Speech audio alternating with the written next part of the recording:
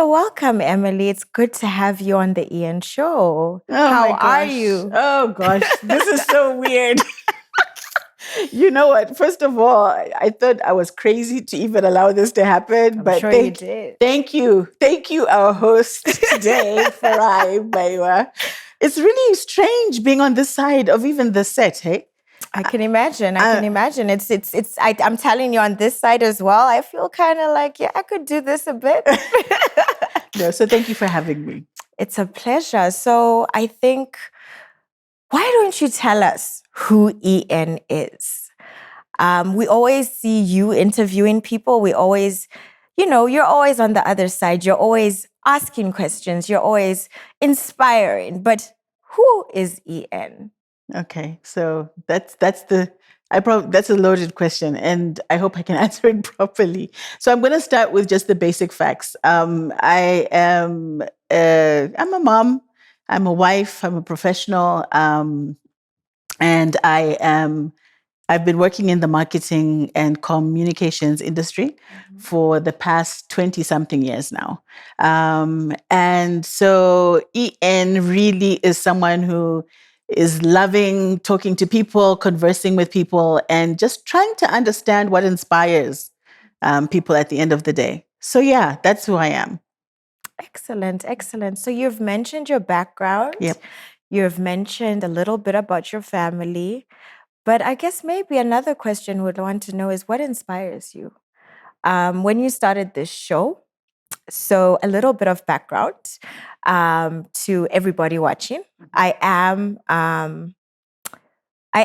a niece slash daughter. Slash daughter, for real. Slash deputy parent. Yep.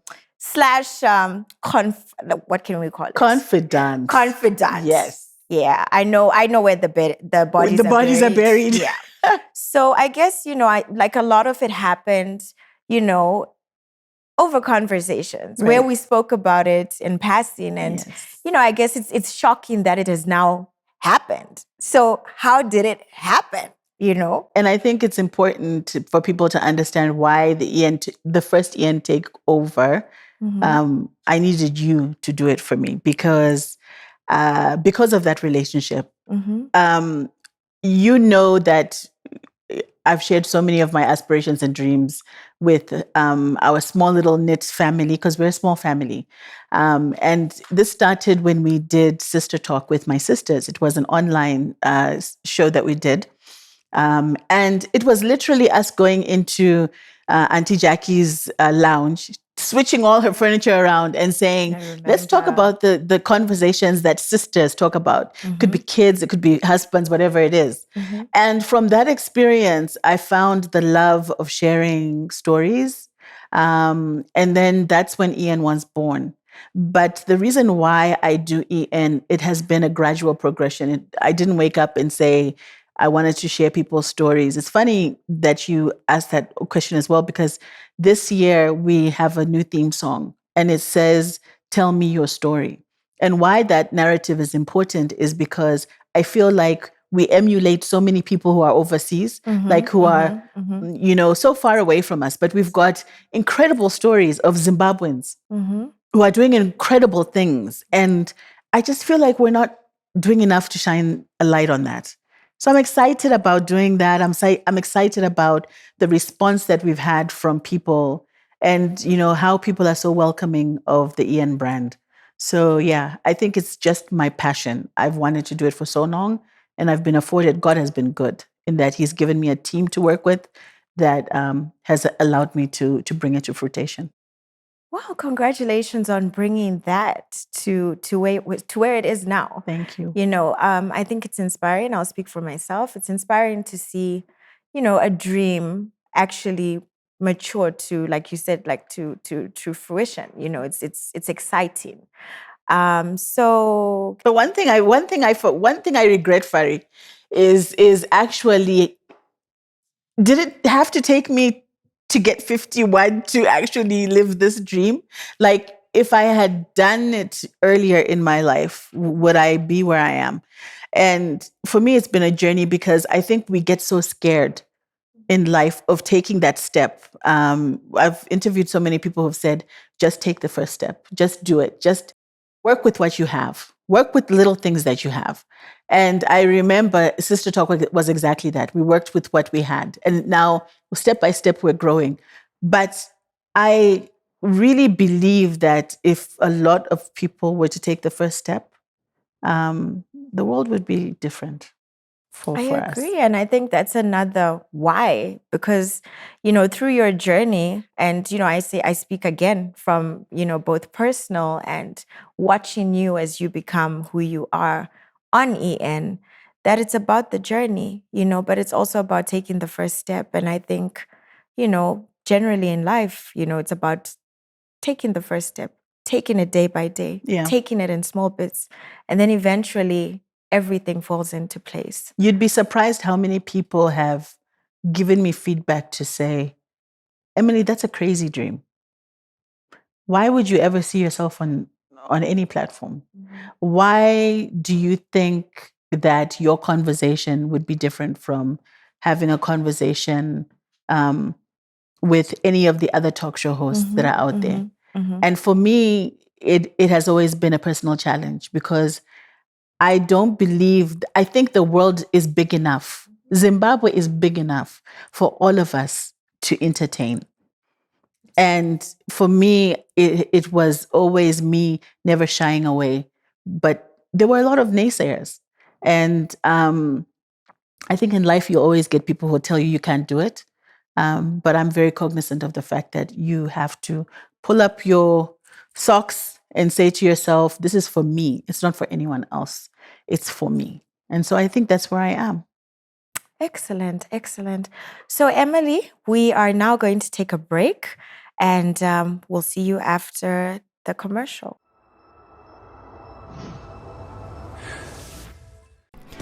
I dance for a living, not an orthodox career. My name is Sean Mambere. I'm an award-winning dance choreographer. Well, I've built a brand from dancing and I earn money too. The internet has made my life easy and so much fun. Well, for starters, I get to interact with existing and potential clients who attend my dance classes. I have the opportunity to showcase my work to a large group of people at the same time. Who wouldn't want that for their business? Dancing is my life, and I need something that helps me grow and network with people in my field of work. I have won numerous awards from the work that I do, and I'm proud of myself. If it wasn't for the internet, I highly doubt anyone would know me. The broadband has helped me learn, grow, and enjoy what I do. I'm living in the moment. Are you?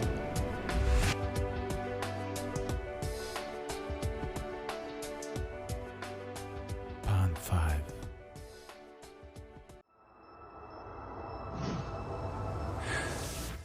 Welcome back to the eNShow, Takeover with Farai Mbayiwa. We're going back to a very interesting conversation we're having with Mrs. EN herself. So back to you, Emily. Oh my gosh, I don't think I can get used to this at all. But so I think at the end, I will give you back your motherhood and call you auntie. Okay. For now, whilst you sit in that seat, you're Ian. Oh my gosh. Okay. Okay, Emily. Usa. All right. I got this. So I guess, another question which a lot of viewers would want to know is, whilst you were growing up, where did you grow up? Where are you from? What was your family like? Yeah. Okay. So proudly a Mutarian, very proud to be from Kubako Moyo. Summers, But technically, Atisana Summers, because Shimanda, and there's a difference between the two. But I grew up in Mutare, and I come from we come from a very religious family. My maiden name is Rugayo, so it's actually Emily Rugayo Nemapare. I always want to plug them in. So do you have a hyphen? I wanted to at some stage because I was like. the Rugayo name, I would also want to plug it in as well. But because it means a lot to me. And my dad was a pastor, a second generation pastor in the United Methodist Church. And so we grew up very founded and grounded in Christianity. My mom, unfortunately, my dad is late, and my mom is still in Mutare. She's a rocking 82-year-old woman. I love her to death. And I can attest to that. you can attest to that. She's your granny, so hey, Yeah, she's my best friend. you know. And I think growing up with a mom and who was industrious, Gogo used to always start businesses, and I think that's where my business ethic came from. I remember her starting a nursery school. She started kusona majuzi. She was, she used to talk werwadzano. She was that person who was literally out there and wanting to change lives. And, dad being a pastor as well. So I'm a PK. And I also had a very I'm sorry, a PK? PK preacher's kid. Oh, Preacher's kid. okay, I'm sorry. Like, did I miss I something? know, right? So, okay, pastor's kid. And being a pastor's kid, you get to see a different lens of the church, and it really becomes your foundation. So I was lucky with growing up, and then obviously I have two awesome sisters, and a brother who's late, and so we've got a small family, but. I have been motivated deeply by where I'm from. I went to Hatso High School, which is a mission school. So that was interesting because I was coming from one of these A schools in Mutare and going to a mission school. The shift in mindset has also made me to be who I am. I met some incredibly unique people who have added so much value in my life at Hatso, who I'm still in communication with. And so high school is, for some reason, I remember high school so much more so. So my next question actually was going to be, you spent some time in the US. Yes. And, would you say that some of your experiences there have contributed to who you are and how you view issues? Because I must say, disclaimer, I'll probably be hated tomorrow. I find it very easy to speak to you, and we speak about things which ordinarily are not easy to speak about with our traditional African parents. Yeah. I think sometimes I want to believe because you spent a little more time in the States than them because you were young when you went to the US. Yeah. Could that have molded some of your experiences or molded how you see things and how you react to things? Yeah, absolutely. I mean, I think always getting a different perspective in terms of culture will always add value to someone. And I began to see, the world in a different light. And I grew up in the 80s. So there was a lot of feminism movements that were happening at the time. And hence one of my minors was women's studies when I went to college. I really strongly believe in women empowerment. I strongly believe in a lot of those movements of the time.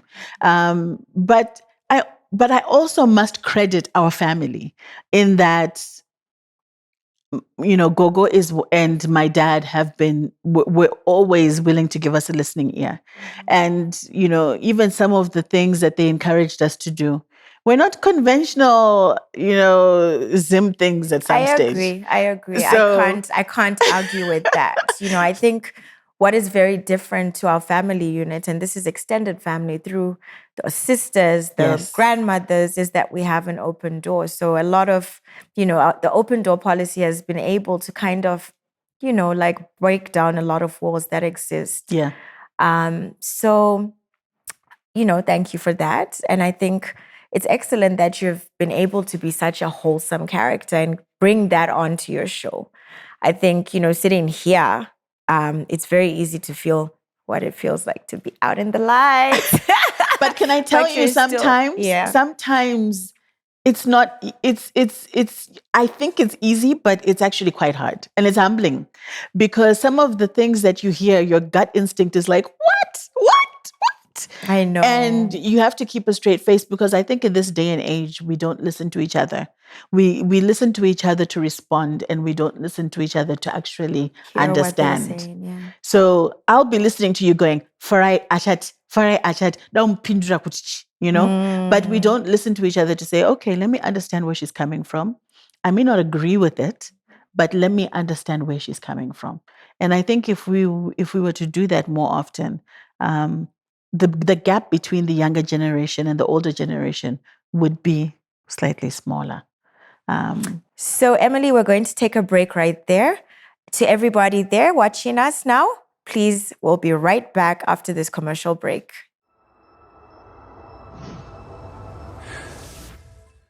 My name is Tanaye, and I am a freelance writer, blogger, and a social media content creator who's slowly moving into video creation for YouTube. I've been writing for the past 3 years, and to be honest, I've enjoyed the experience. I enjoy it because I get to work from home. I get to work from awesome cafes around town. I get to work from parks, wherever I really feel the inspiration can come from. Broadband has helped me because it has made my life a lot easier, because I get to interact with a lot of cool and awesome people that inspire my work. I'm living in the moment. Are you? Pan 5.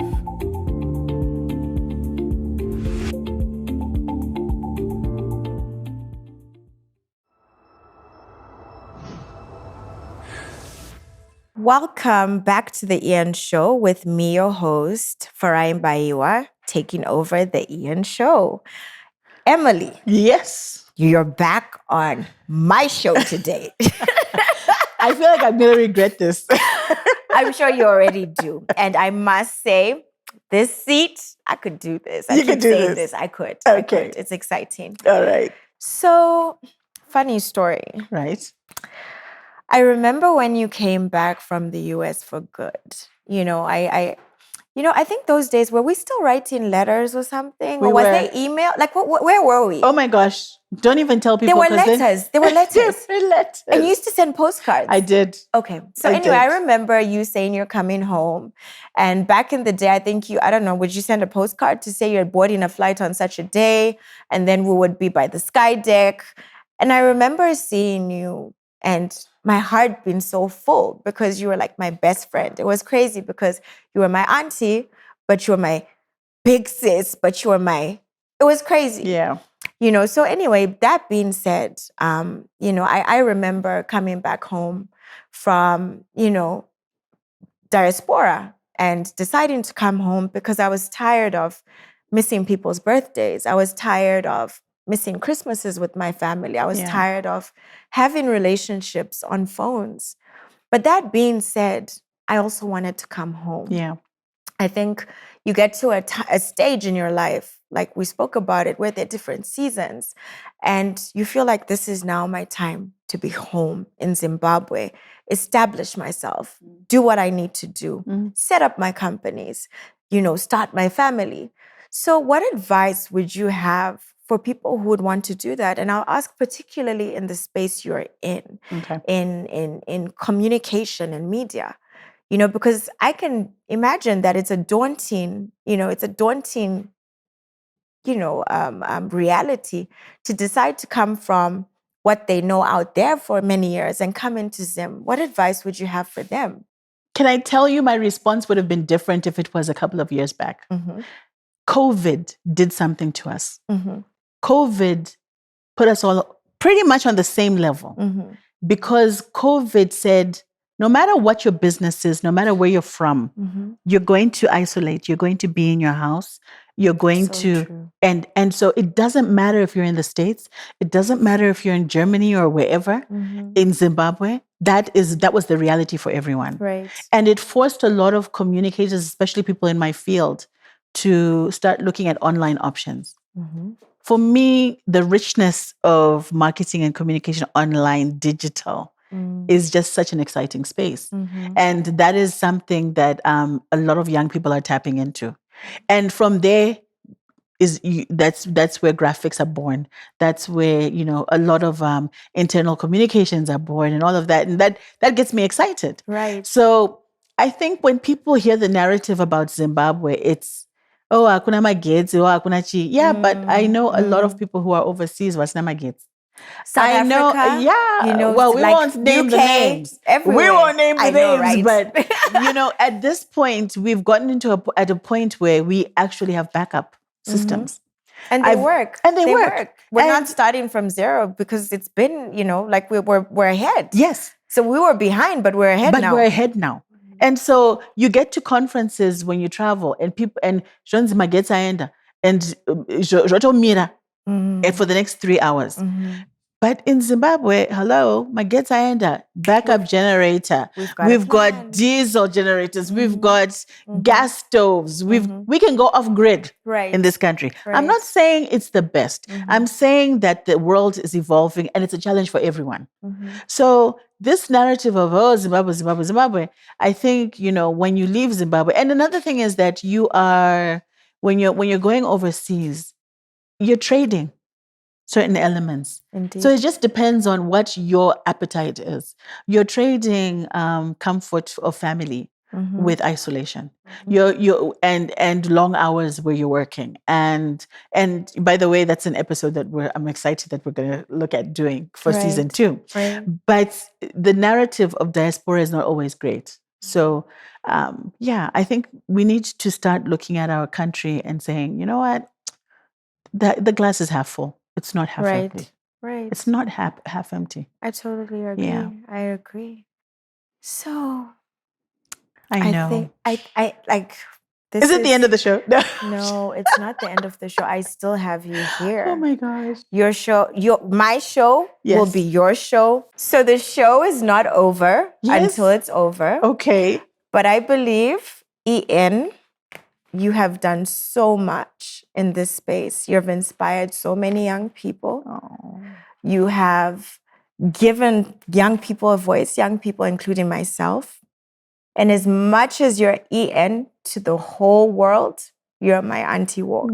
And on behalf of everybody, we appreciate you.